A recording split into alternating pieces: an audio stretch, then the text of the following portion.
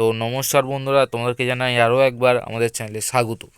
তোমাদেরকে কথা দিয়েছিলাম যে এমসিকিউ এর একদম তোমাদের ইতিহাসে যে 20টা এমসিকিউ থাকে সেই 20তে তোমাদের 20 পাবই। তার জন্য আমাদের যে এমসিকিউ সিরিজ সেইটা আজকে আমরা চালু করেছি।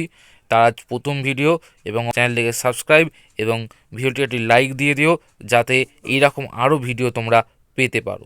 অবশ্যই ভিডিওটিকে শেয়ার করে দিও তোমার বন্ধুদের মাঝে, যাতে তারাও এই ভিডিওটা পায়।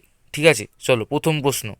বঙ্গদর্শন প্রথম প্রকাশিত হয় 1872 খ্রিস্টাব্দে। ঠিক আছে, 2 নম্বর প্রশ্ন। কলকাতা বিজ্ঞান কলেজের ইতিহাসে অন্তর্গত বিজ্ঞান প্রযুক্তির ইতিহাসে। 3। নীলদর্পণ নাটকের ইংরেজি অনুবাদের প্রকাশক ছিলেন রেভারেন্ড জেমস লং। 4।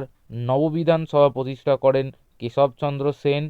হুতুম প্যাঁচার ছদ্মনাম ছিল কালীপ্রসন্ন সিংহের। 6। বাংলার নানা সাহেব নামে পরিচিত ছিলেন রামরতন মল্লিক।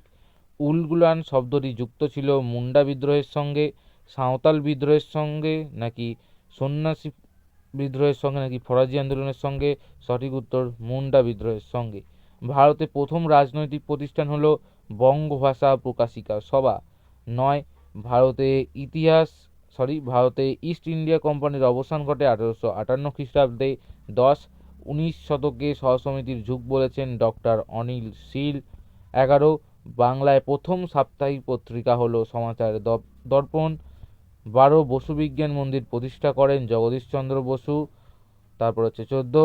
কংগ্রেস সমাজতন্ত্রী দল প্রতিষ্ঠিত হয়েছিল বোম্বাইতে। 15।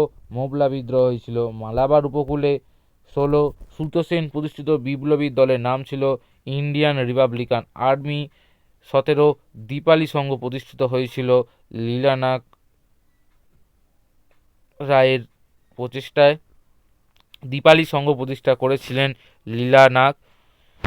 18। পুনা চুক্তি স্বাক্ষরিত হয় 1932 খ্রিস্টাব্দে। 19। স্বাধীন ভারতের প্রথম ভাষাভিত্তিক রাজ্য হল অন্ধ্রপ্রদেশ।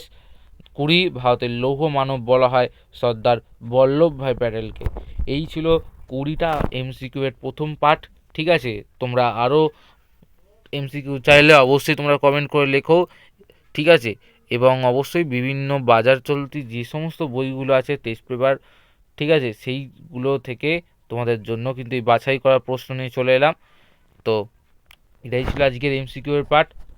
ভিডিওটি ভালো লাগলে ভিডিওটিকে লাইক করে দিও, চ্যানেলটিকে সাবস্ক্রাইব করতে ভুলবে না, এবং অবশ্যই বন্ধুদের শেয়ার করে দিও। এবং আমাদের টেলিগ্রাম চ্যানেলে যুক্ত না হলে অবশ্যই টেলিগ্রাম চ্যানেলে যুক্ত হয়ে যাও, সেখানে তোমরা এর পিডিএফ পেয়ে যাবে। ঠিক আছে, চলো রাখ।